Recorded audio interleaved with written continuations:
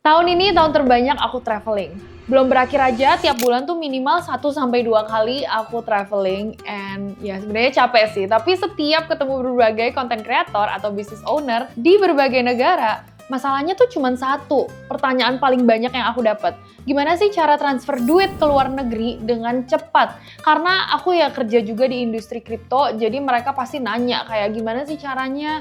Terus pasti kamu yang paling tahu deh gimana cara paling oke. Jadi di sini aku bakal ngasih tahu gimana caranya transfer duit antar negara paling cepat yang kerjanya tuh nggak ribet, nggak lama, dan super hemat juga. Aku sendiri sering banget ada urusan harus transfer ke luar negeri, apalagi sekian banyaknya event dan traveling yang aku harus lakukan, dan sering banget coba banyak cara. Dan dari semuanya sebenarnya mana sih cara transfer ke luar negeri yang paling cepat, gampang, dan murah?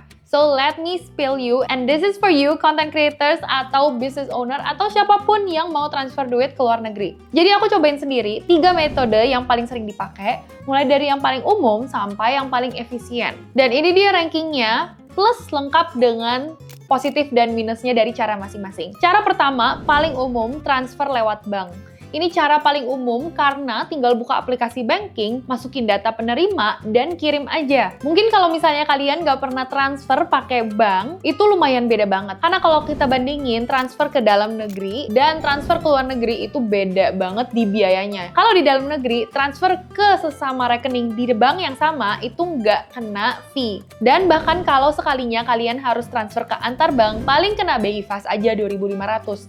Nah, mulai berasa kalau harus transfer ke luar negeri, karena itu biayanya bisa 300 sampai 500 ribu sekali transfer, tergantung juga dengan duit kamu. Udah gitu, kurs tuh ngaruh banget karena jauh dari kurs pasar biasanya apa yang di-offer oleh bank. Dan yang paling bikin kesel, uangnya tuh baru nyampe 2 sampai 5 hari kerja. Jadi udah weekend kepotong, super lama, dan kamu kena fee banget. Karena kalau transfer lewat bank tradisional itu kita menggunakan Swift Network, di mana biaya transfer outgoing itu kisarannya 15 sampai 50 dolar per transaksi, tergantung juga bank pengirimnya. Nah, itu baru outgoing. Kalau biaya penerimaan gimana? Sama juga sekitar 10 sampai 30 dolar tergantung bank. Dan kalau di Swift Network itu yang paling rendah pun biasanya mereka ada maksimalnya per hari yaitu di 10.000 USD. Kalau kita ambil contoh, misalnya kita mau kirim 1.000 US dollar, bisa kena biaya 25%. Plus ada spread juga 3-5% yaitu di 30-50 USD.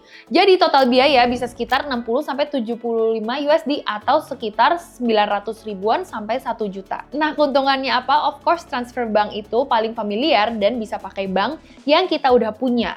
Tapi kalau kamu mau yang lebih cepat dan hemat, ini sih bukan pilihan utama karena lumayan berat di ongkos dan waktu. Cara kedua, cobain pakai kripto. Ini lumayan sering aku pakai, apalagi ke teman-teman yang memang adalah crypto influencer atau crypto business owner. Jadi aku transfer pakai USDT dari wallet aku ke wallet teman aku yang tinggalnya di luar negeri. Uangnya bisa langsung sampai dan fee-nya relatif kecil. Dan jujur, ini salah satu cara paling cepat dan hemat yang pernah aku coba. Uangnya itu literally bisa langsung sampai, nggak nyampe 5 menit. Jadi nggak perlu nunggu 2-5 hari kerja, karena di sini tuh bisa 5 menit aja dibandingin dengan bank konvensional. Nah, tapi kalau di kripto itu tergantung juga dengan jaringan karena ada juga yang namanya TRC20 yang fee-nya 5.000 sampai 10.000 rupiah aja, tapi ada juga yang tinggi fee-nya misalnya Ethereum, ada yang pakai Arbitrum, ada juga yang pakai network-network lainnya. Jadi minusnya pasti udah bisa kamu simpulin, kamu harus ngerti cara kerja wallet kripto itu kayak gimana. Karena kalau salah kirim alamat, 1 nomor atau 1 huruf aja bisa langsung hilang itu uangnya. Jadi nggak ada penanggung jawabnya seperti bank. Dan teman kamu juga harus ngerti cara narik atau tukar kriptonya ke mata uang lokal. Karena nggak semuanya itu bisa langsung instan dan bisa dilakukan. Mungkin harus ngerti cara pakai P2P, atau cara withdraw wallet, deposit wallet, dan lainnya. Ini aku kasih aja perbandingan kalau misalnya kita kasih nomor rekening seperti ini, dan kalau misalnya kamu kasih crypto wallet address seperti ini. Bisa lihat kan lebih simple yang mana? Of course yang bank biasa, tapi kalau crypto ini trade-off-nya atau positifnya bisa lebih cepat dan paling hemat. Nah, akhirnya di cara ketiga, dan ini yang menurut aku paling best, apalagi buat kalian yang nggak ngerti kripto atau nggak mau pakai bank karena fee-nya yang mahal. Pakai Flip Globe.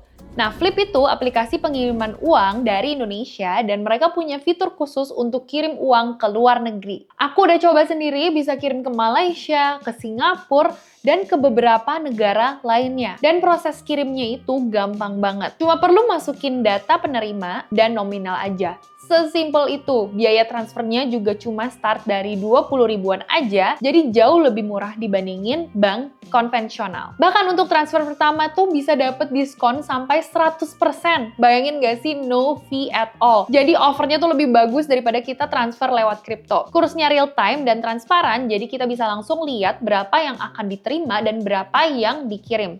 Uangnya itu bisa sampai dalam beberapa jam aja, dan bahkan untuk di beberapa negara bisa sampai dalam hitungan menit. Jadi pakai Flip itu seperti sweet spot antara kamu transfer pakai bank konvensional dan juga pakai kripto. Nah, enaknya lagi, Flip ini tuh udah berizin resmi dan diawasi oleh Bank Indonesia. Jadi dari sisi keamanan udah oke banget, kalian nggak perlu takut kalau duitnya hilang tiba-tiba dan salah, pasti ada penanggung jawabnya.